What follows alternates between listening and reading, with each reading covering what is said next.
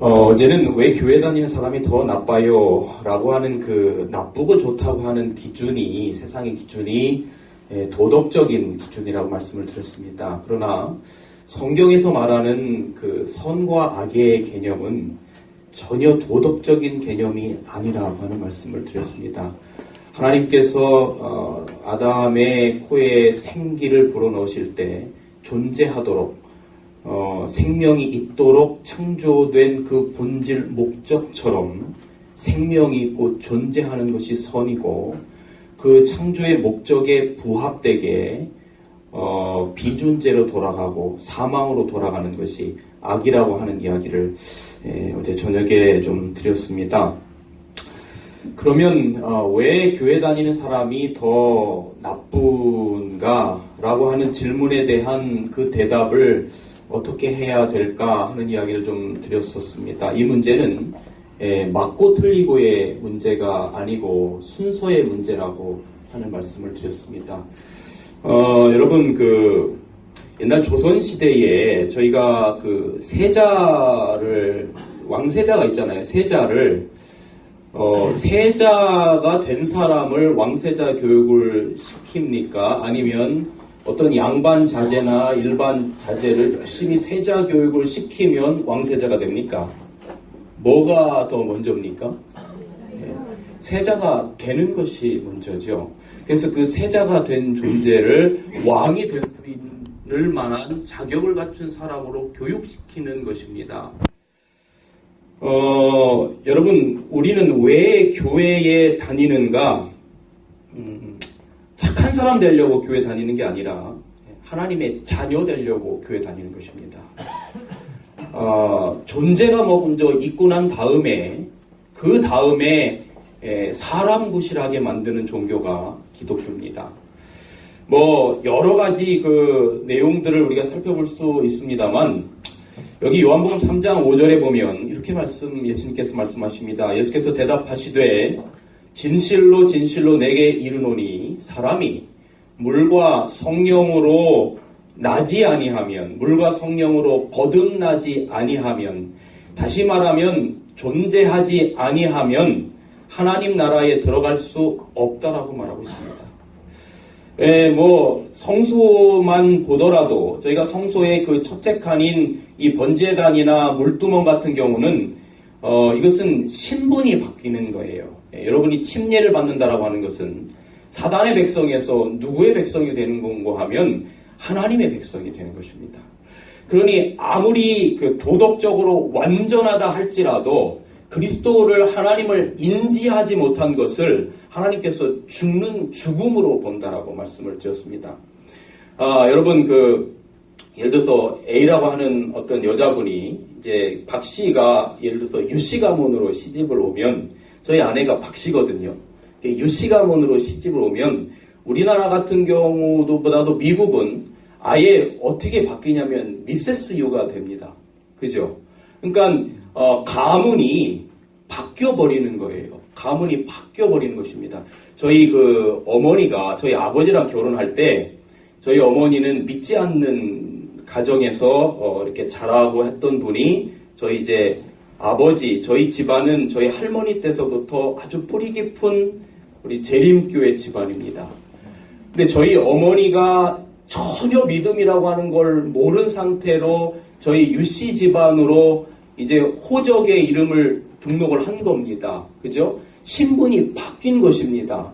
이씨 가문에서 유씨 가문, 저희 어머니가 이씨인데 이씨 가문에서 유씨 가문으로 바뀌게 된 것입니다. 그런데 여러분, 바뀌게 되었다고 해서 하루아침에 모든 것이 유씨 가문의 모든 습성과 모든 문화가 익숙해질까요? 전혀 그렇지 않아요. 저희 어머니는 어디 분이신고 하면 온양 분입니다. 온양. 온양에서 이렇게 가까운데 그 삽교천 바다가 있는데, 저희 어머니가 어릴 때서부터 제일 좋아했던 음식이 뭐냐면 오징어였어요. 오징어. 근데 저희 아버지한테 시집을 가고 저희 할머니 밑에서 시집살이를 하면서 정말로 자나깨나 먹고 싶고 그리운 게 뭐냐면 오징어가 그렇게 그립다는 거예요. 오징어가. 유씨 가문으로 왔지만 습성이 바뀌어요? 바뀌어요? 안 바뀌어요? 아직 바뀌지 않아요.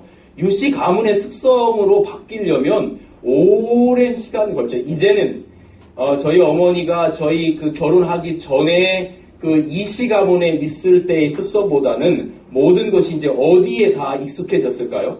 근데 저희 유씨 가문에 익숙해져 있는데 저희 어머니가 처음으로 이제 저를 임신했을 때 제가 큰아들이거든요. 저를 임신했을 때 저희 아버지한테 여보 나 진짜 오징어 안 먹으면 죽을 것 같아. 그러니까 믿음이고 뭐고 믿음이고 나발이고 다 떠나고 저희 어머니가 뭔 믿음이 있었겠어요. 그냥 시집 와가지고 시집살이 하는데 답답해 죽는 거죠. 제발 오징어 한 번만 사다 달라고. 그럼 저희 아버지가 아니 도대체 어머니 알면 어쩌려고 그래. 그랬더니 내가 화장실에 가서 조용히 먹을 테니까 오징어 하나 사달라고. 저희 아버지가 가서 오징어를 사다가 저희 어머니한테 줬는데 그때 먹은 오징어 맛을 잊을 수가 없대요. 그래서 그랬는지요. 제가요 자라면서 저는 이제 모태신앙으로 태어났잖아요. 그런 걸 안 먹어보면서 자랐는데 언제 한 번은 제가 그 외가댁에 어릴 적에 놀러 갔다가 아산만 삽교처럼 갔는데 사람들이 뭘 먹냐면 산낙지를 먹어요. 산낙지. 근데 그게 그렇게 먹고 싶더라니까요. 그래서 제가 이제 초등학교만 시골에서 보내고 중고등학교로 이제 서울 삼육을 와서 기사생활하면서 다녔거든요. 부모님 품도 떠났겠다. 한번 꼭 먹어보고 싶은 게 낙지 오징어였는데 참 어디 가서 산낙지를 먹을 수는 없고 중국집에 갔어요. 중국집에 가가지고 짬뽕을 시켰어요. 짬뽕 안에 해물이 얼마나 많이 들어있어요. 제 머리 털라고 처음 한번 먹어보는 거예요. 엄청 기도 많이 하고 먹었어요. 이거 먹으면 이제 죽을 것 같아가지고 그래가지고 제가 하나님 나 이거는 한 번만 먹을 테니까 어릴 때부터 내가 먹고 싶었는데 이야 근데요 그 오징어를 제가 우리 합회에 가서 저 오징어 먹었다는 얘기 하지 마세요. 목사님들 원래 많이 계신데 그래가지고 제가 중학교 1학년 때 금요일날 외출을 나가가지고 혼자 중국집에 가서 짬뽕을 시켰는데 오징어를 다 먹었는데 그 오징어 식감이 진짜 죽이더만요. 근데 갑자기 그걸 먹기 시작한 지 얼마 안 되는데 목이 막 간질간질 시작한 거예요. 제가 그때 알았어요. 해물에 알레르기가 있어요. 그러니까 저는 어쩔 수 없이 재림교회로 태어날 수밖에 없네요. 근데 저희 어머니가 제가 이런 말씀을 드리는 이유가 뭐냐면 우리가 도덕적으로 완전하고 도덕적으로 불완전하고는 하나님이 보시는 기준이 아니에요. 하나님은 하나님의 자녀로서 이 자녀가 정말로 존재하느냐, 내 자식이 되었느냐를 보시는 건데 먼저 이 성소를 봐도 이 번제단이며 침례는 전부 다 존재에 관련된 부분입니다. 그래서 자격이 바뀌는 거예요. 근데 하루아침 하나님, 여러분 침례 받는다 해서 모든 게 하나님의 문화에 모든 게 익숙해지던가요? 그렇지 않아요. 오랜 세월 동안 시집살이를 하면서 시집 문화에 익숙해지는 것처럼 이 안에 말씀과 기도와 교회 생활과 성령을 통해서 우리가 하나님의 품성을 닮은 사람으로 변화돼 가는 것입니다. 하나님이 보시는 가장 중요한 첫 번째는 과연 우리가 하나님의 자녀인가? 하나님을 인식하고 있는가? 하나님이 우리에게 주신 영원한 생명이 있는가? 그것이 바로 기독교의 선과 악이라고 하는 이야기를 제가 어제 드렸고 어제 뒷부분 못 드렸던 부분을 잠깐 짧게 줄여서 말씀을 드렸습니다. 자, 오늘은 제가 엄마가 된다는 것이라고 하는 제목으로 좀 말씀을 드리겠습니다. 여기 창세기 2장 17절 우리 다 같이 한번 읽어볼까요? 선악을 알게 하는 나무의 실과는 시작. 선악을 알게 하는 나무의 실과는 먹지 말라. 내가 먹는 날에는 정령 죽으리라. 우리는 이것을 도덕법이라고 말합니다. 이것을 율례라고도 말하고 언약이라고도 말합니다. 선악과를 먹지 말라는 겁니다. 그거 먹으면 정령 뭐 하겠다는 것입니까? 죽겠다라고 하는 것입니다. 이걸 우리는 옛 언약이라고도 하고 원 언약이라고도 합니다.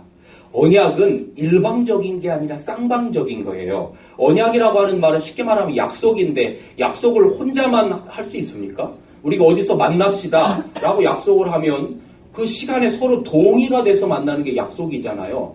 그러니까 이것이 언약이라고 하는 것은 아담도 하나님도 이 언약에 대해서 서로 약속했다는 거예요. 먹지 마라. 먹는 날에는 정령 뭐 하리라? 죽으리라.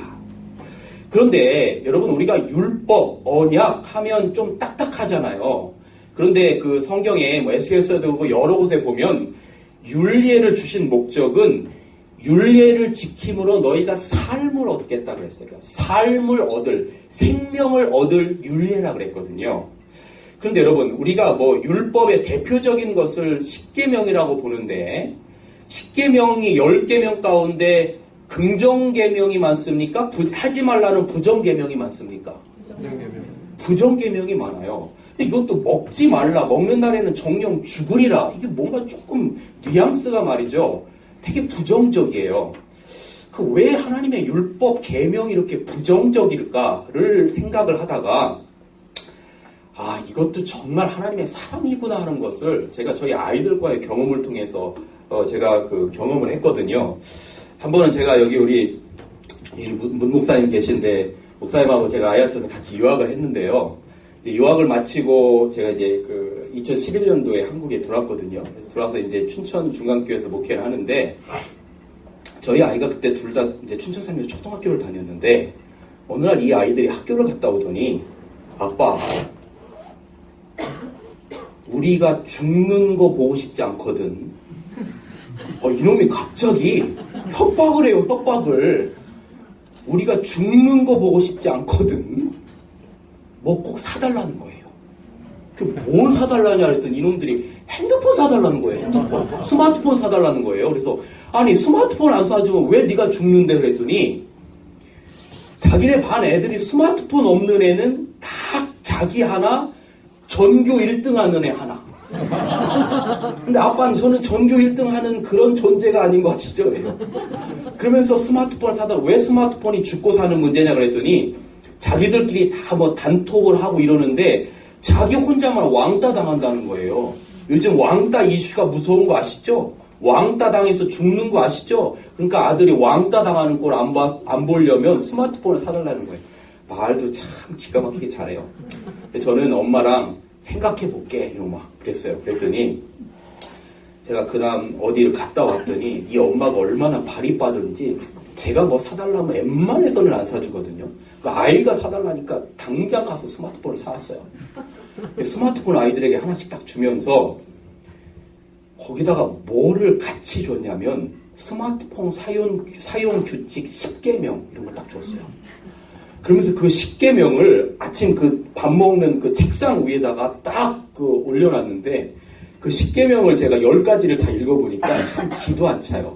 내용이 제가 대충 기억나는 게 이런 내용입니다. 스마트폰 사용 규칙 10계명 중에 1계명. 너는 부모 외에 스마트폰을 더 사랑하면 죽을지니라. 이계명. 그게 이계명이었나 보다. 첫째 계명. 너는 하나님보다 스마트폰을 더 사랑하면 죽을지니라. 뭐 이런 걸 써놓으면서 뭐라 그랬냐면, 교회 가서, 그 다음에 3계명. 교회 가서 안식일 날 예배 안 드리고 스마트폰 하다가 걸리면 종아리 10대. 그 다음에 저녁에 잔다고 침대에 들어가서 불 끄고 이불 뒤집어 쓰고 스마트폰 하다 걸리면 뭐 스마트폰 뺏는다 뭐 이래가지고 10가지 계명을 다 만들어 놨는데 긍정적인 계명이 하나도 없어요.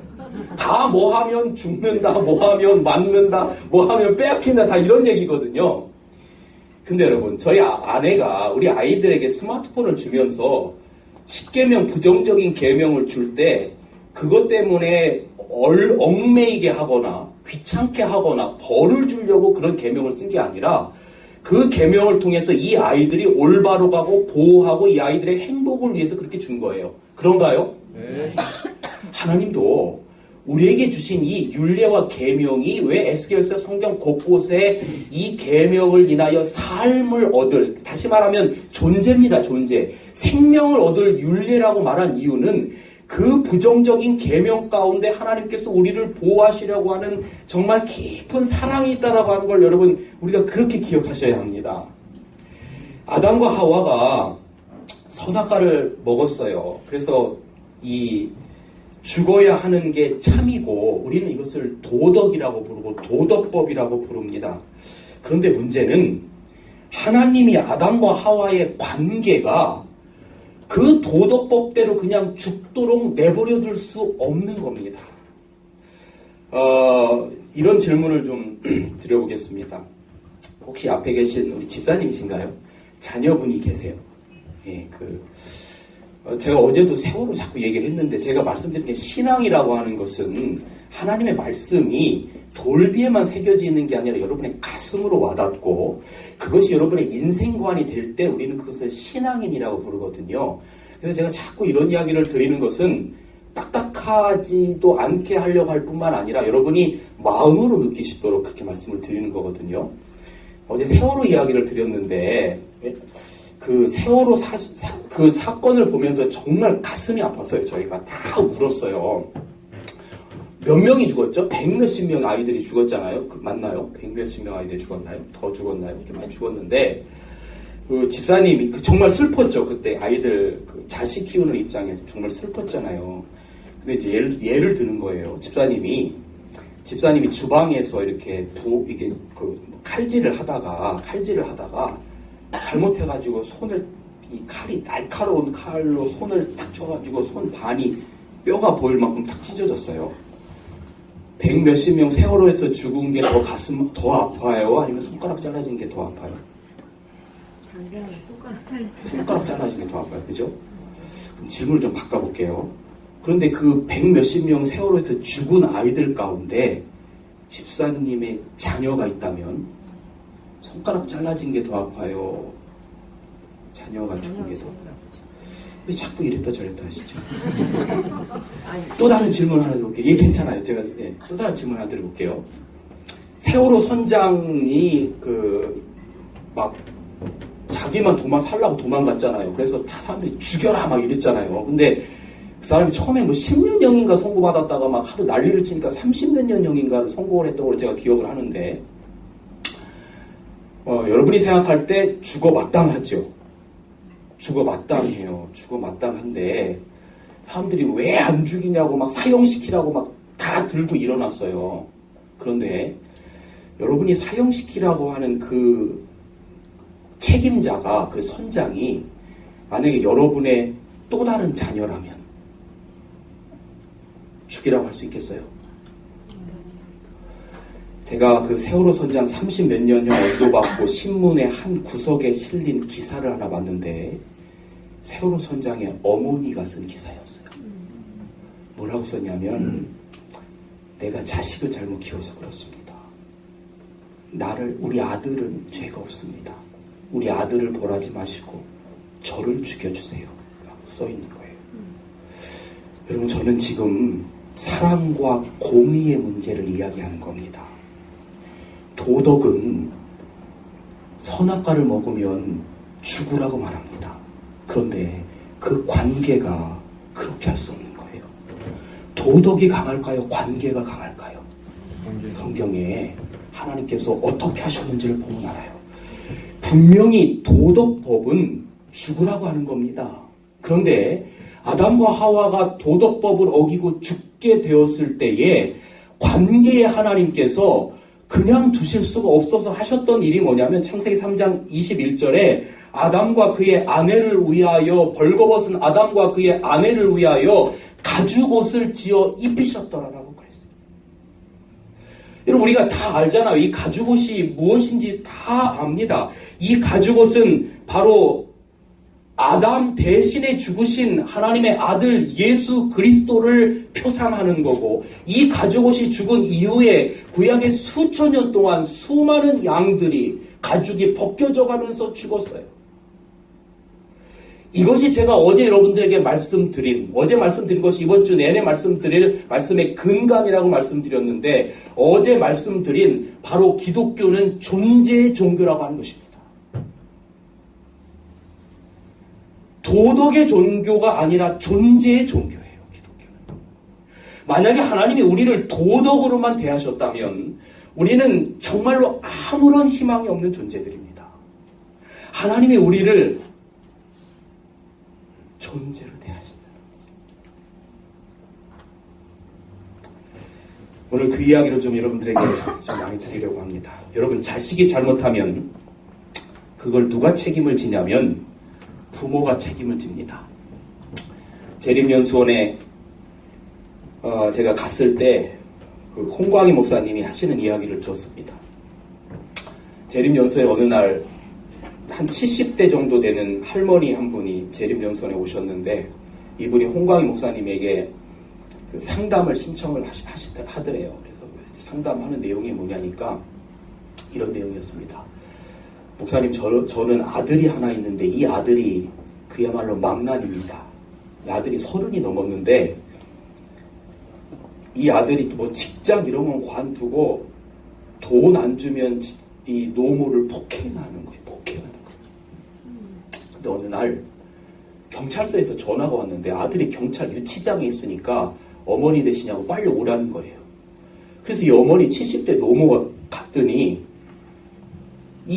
정말 이 아들이 술집, 심지어는 24시간 편의점 막 이런 데 가면서 술을 막 공짜로 먹고 술 취해가지고 다 막 김을 파손하고 이래가지고 이 뭐 24시간 편의점 술집 주인이 고소를 한 거예요.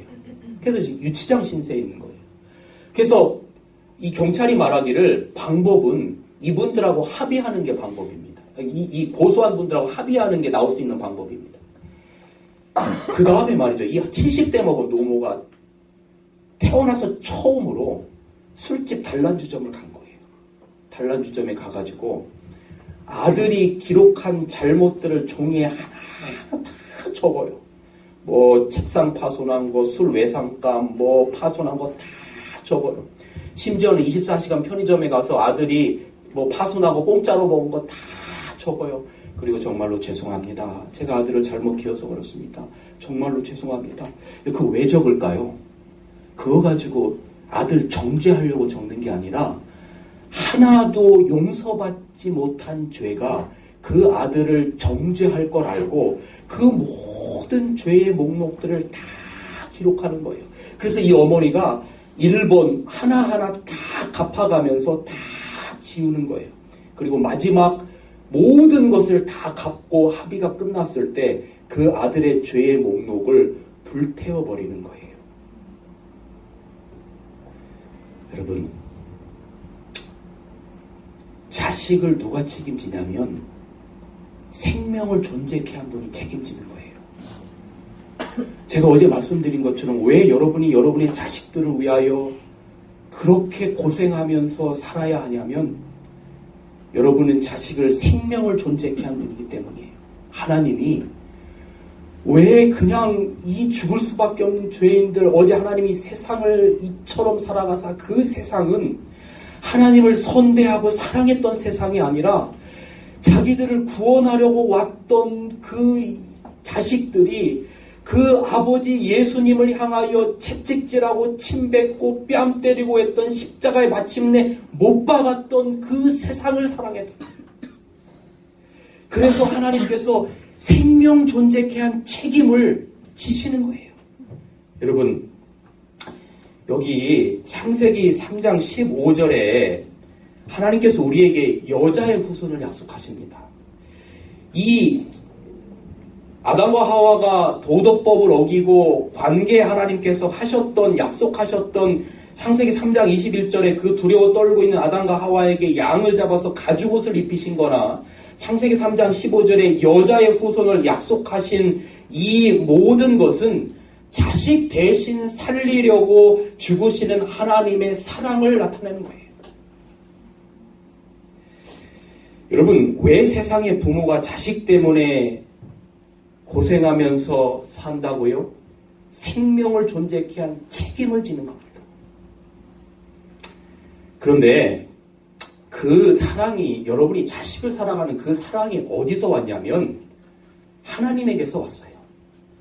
여러분, 하나님이 아담과 하와를 만드시고 여러분이 결혼하고 나서 자식을 낳으셨을 때 어떤 누구도 자식에게 밥 해줘라, 빨래 해줘라, 공부시켜라, 학원 보내라 이런 거 계명 적어준 사람 없어요. 그냥 여러분의 마음 가운데 모성애가 있기 때문에 그 나머지는 자연스럽게 되는 거예요. 하나님께서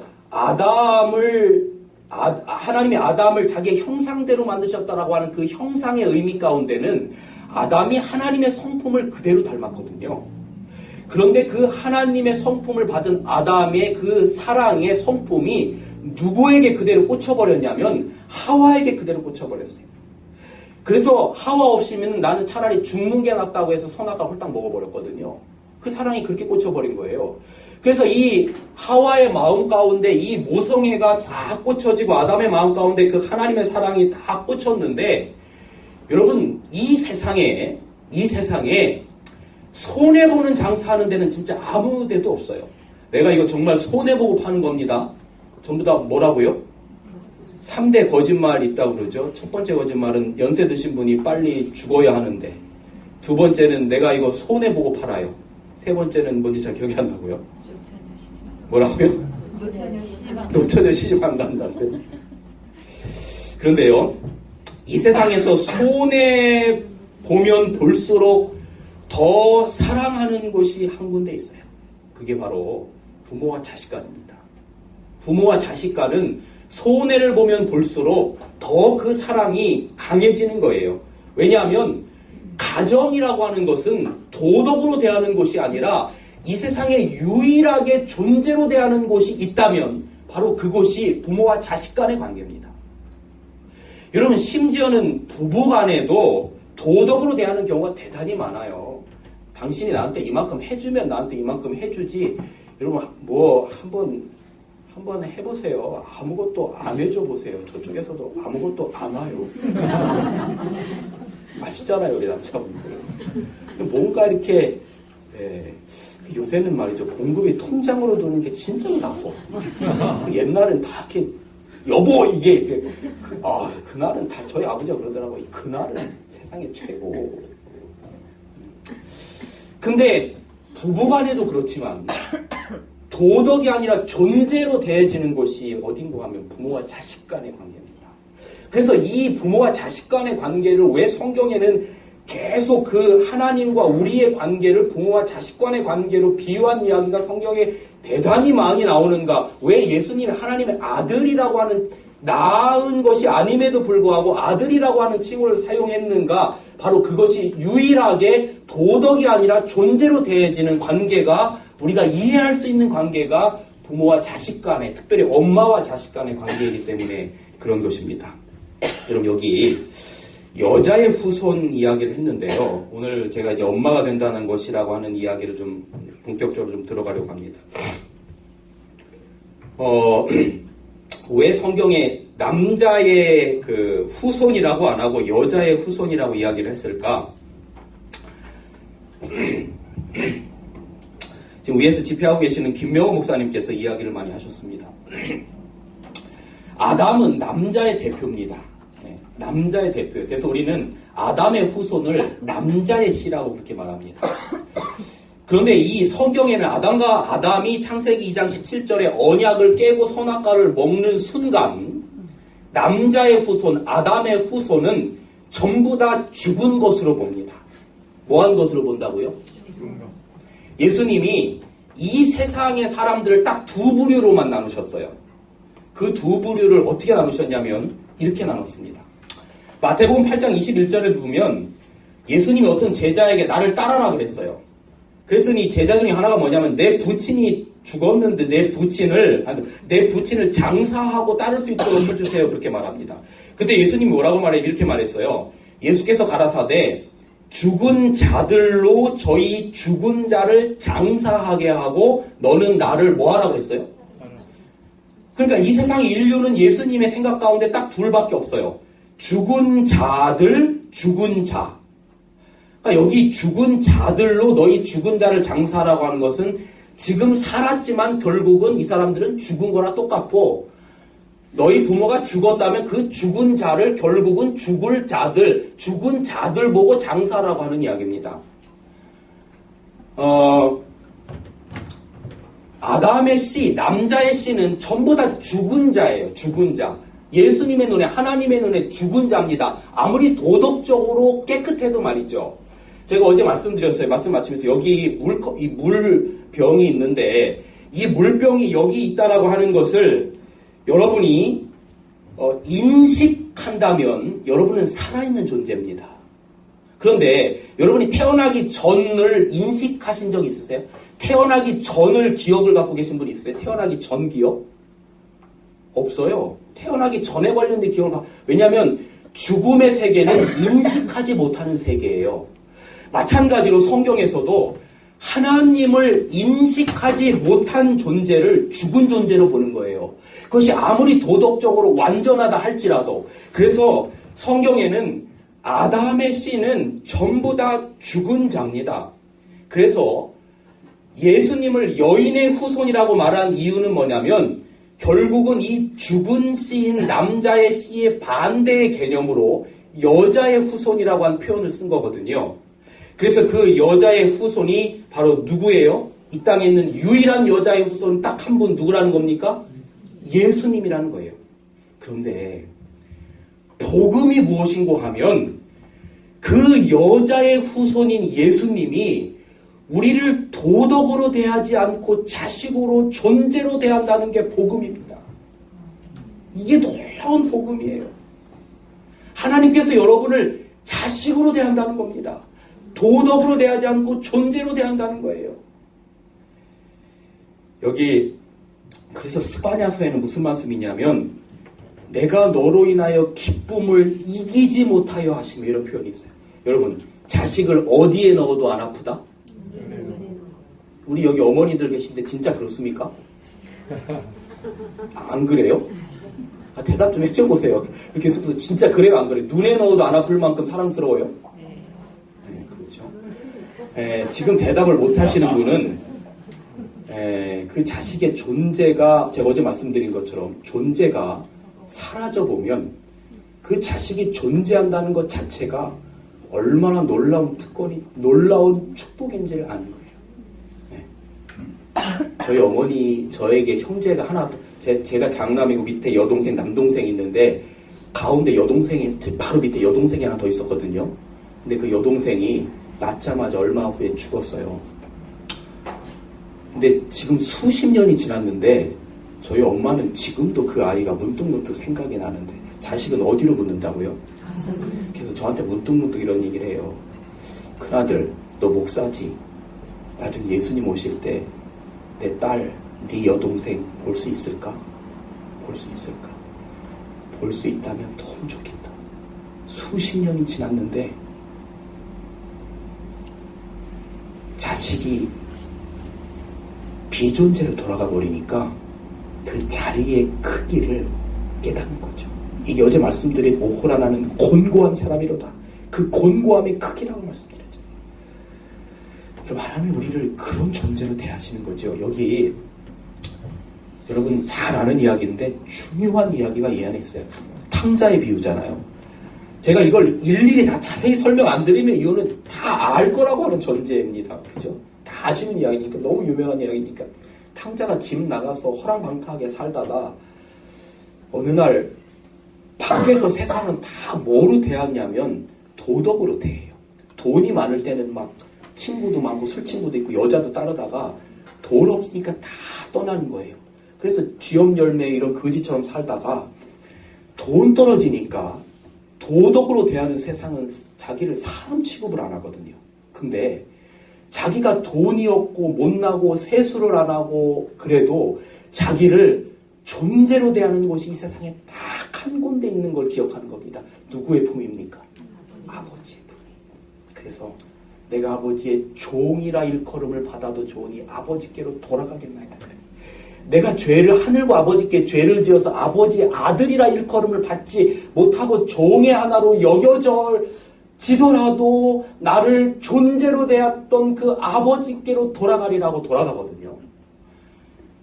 근데 돌아가요. 그래서 저 멀리 자식이 오는 그 거지가 되어 있는 것을 알아보잖아요. 아무도 못 알아보는데 계속 가서 다 끌어안으면서 아버지가 했던 이야기가 뭐냐면 누가복음 15장 22절 다 같이 한번 읽어볼까요? 제일 좋은 옷을 시작. 제일 좋은 옷을 내어다가 입고. 여러분 성경에 입힌다라고 하는 개념은 네가 의인이어서가 아니라 죄인이지만 내 자식이기 때문에 너를 의롭고 내 자식으로 내 존재로 칭해준다는 개념이잖아요. 아까 창세기 3장 21절에 두려워 떨고 있는, 죄로 말미암아 두려워 떨고 있는 아담과 하와에게 폭은 입혀지는 가죽옷이 있었던 것처럼 여기도 입히고라고 했는데, 여러분, 아담과 이 탕자가 오자마자 부랴부랴 수치를 재가지고 재단을 해서 옷을 만들어서 입힌 게 아니고 뭐라고 기록하냐면 제일 좋은 옷을 내어다가 뭐 했다? 그러면 옷을 아들이 왔을 때 맞춘 게 아니라 이미 아들이 오기 전에 아들에게 입힐 옷을 이미 뭐 했다는 이야기입니까? 준비해놓고 아들에게 뭐 했다는 이야기입니까? 입혔다는 이야기예요. 아들의 회개보다 아버지의 용서가 먼저 있었던 겁니다. 네, 아버지 용서가 먼저 있었어요. 그런데 여기 보면 내 아들이 죽었다. 이 탕자는 자기의 도덕적인 잘못이 아버지와 아들의 관계를 끊을 거라고 생각했어요. 그런데 아버지는 그렇게 말하지 않았어요. 이 내 아들이 여전히 우리를 뭐로 대하신다는 겁니까? 존재로 대하신다.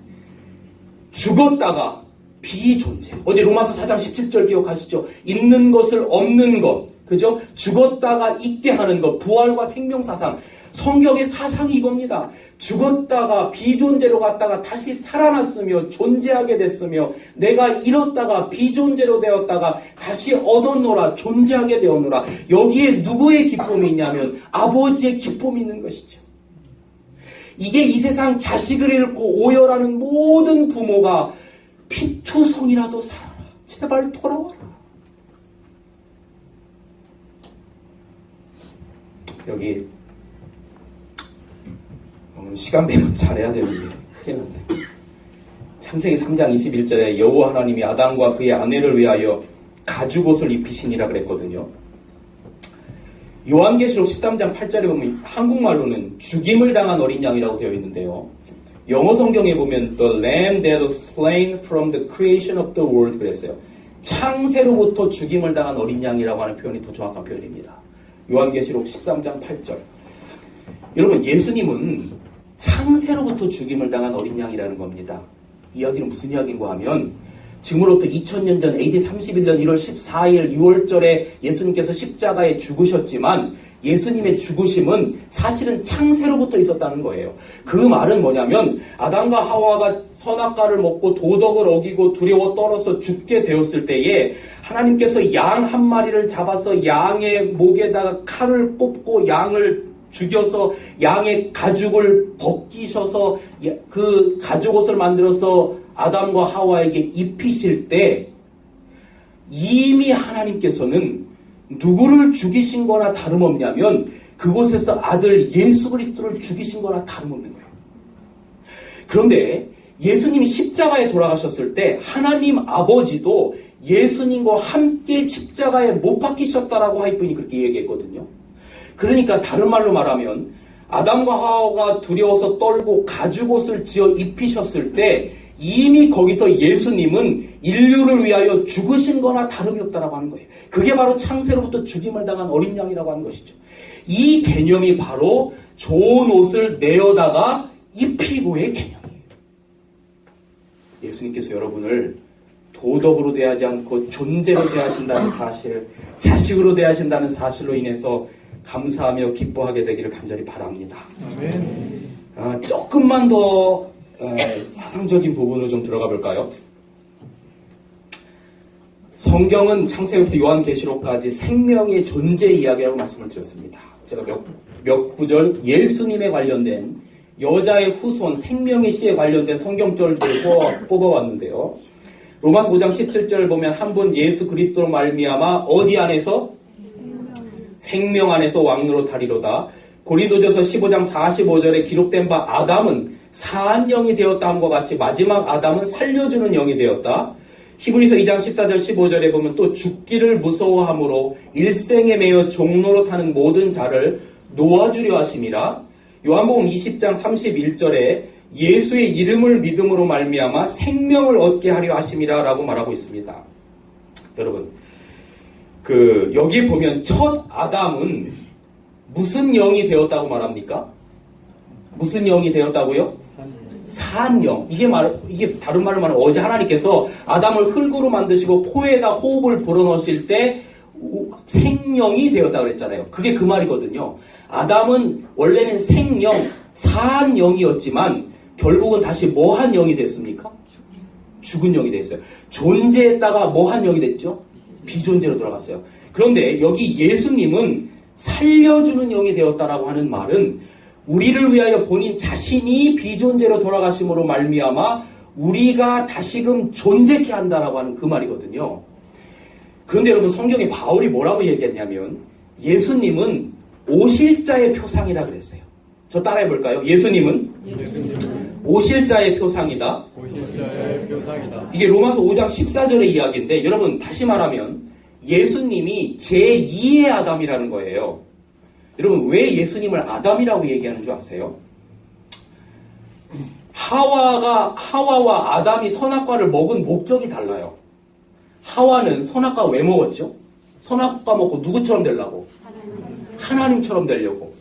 근데 아담은 그 하와가 주는 여보 당신도 먹어봐 하고 선악과를 줄 때 그거 먹으면 죽을 걸 알았다 그랬어 몰랐다 그랬어요? 저 같으면 안 먹어요. 그러면 하나님 분명히 다른 여자 만들어 주셨을 거예요.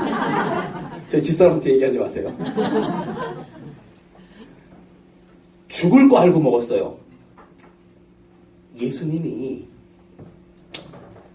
태초에 평화의 회의를 할 때 자유의지를 가진 존재로 인간을 만드실 때 이들이 자유의지를 써서 만약에 죄를 짓게 되면 내가 책임지겠다라고 하는 그 의미 가운데는 아담이 죽을 줄 알고도 선악과를 먹은 것처럼 본인이 죽을 줄 알고 자원해서 그 결심하신 것입니다. 그래서 예수님이 제2의 아담이 되는 거예요. 그래서 예수님은 아담이 사한 영이었던 첫 번째 아담은 생명 사한 영에서 비존재로 돌아가는 죽은 영이 되었지만 예수 그리스도는 우리를 다시금 존재케 하시기 위해서 본인이 죽으심으로 말미암아 그의 죽음을 그의 존재를 우리를 대신하여 죽으신 그 보혈을 우리가 인식하면 우리를 다시금 살아있는 존재로 만들어 주시겠다라고 하는 것이 성경의 복음이고 그것이 바로 성경에서 말하는 영생의 길이라고 하는 거예요. 여러분 이것은 놀라운 이야기예요. 그런데 여기 우리가 여러분 조금 이쯤에서 우리의 삶을 좀 되돌아봅시다. 우리가 너무 잘 아는 성경절이에요. 요한계시록 12장 17절에 보면 사단이 여자의 남은 자손하고 싸운대. 근데 여자의 남은 자손은 하나님의 계명과 예수의 증거를 가진 자라. 그래서 여자의 남은 자손이 누굽니까? 3040은 이렇게 대답 안 하죠. 저 위에 60, 70, 80 가보세요. 저희요 그럽니다. 근데 3040은 아무리 생각해봐도 내가 여자의 남은 자손 아닌 것 같아. 그래서 대답을 잘 안 해요. 근데 저희가 여기서 하나님의 계명 안식일 얘기 사실 그거는 이제 우리 기별을 이렇게 얘기하려고 하다 보니까 우리가 거기에만 포커스를 맞춰서 그렇지. 여러분, 그 이야기도 맞는 이야기고, 근데 우리는 좀 젊은 세대잖아요. 그러니까 조금 사고를 좀 달리 해보자고요. 성경을 보는 눈을 사고를. 여자의 후손은 생명의 씨라고 말씀드렸죠. 그럼 우리도 여자의 후손이니까 우리에게도 생명이 있다라고 하는 이야기네요. 참 감사한 이야기예요. 우리가 여자의 후손이면 여자의 후손이 해야 될 일이 뭐냐 이거예요. 여자의 후손이 해야 될 일. 여러분 여기 이런 이야기가 있어요. 로마서 16장 19절 다 같이 한번 읽어볼까요? 너희가 선한데 지혜롭고 시작. 너희가 선한데 지혜롭고 악한데 미련하기를 원하노라. 여러분 기독교의 선은 제가 뭐라고 말씀드렸어요?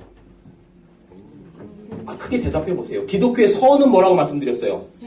생명 존재. 따라해 봅시다. 생명 존재. 기독교의 악은 뭐라고 말했어요? 비존재 죽음. 네. 이게 기독교의 악이거든요. 그러면 우리가 선한데 지혜로우라고 하면 여인의 후손이라면 우리가 선한데 지혜로운 사람이 되어야 되는데 선한 것은 생명, 존재하는 거예요. 그러므로 여인의 후손이 이 땅을 어떤 삶을 살아야 하는고 하면 영생 얻을, 생명 얻을 사람들을 많이 생산해내고 양성해내는 일을 우리가 해야 돼요.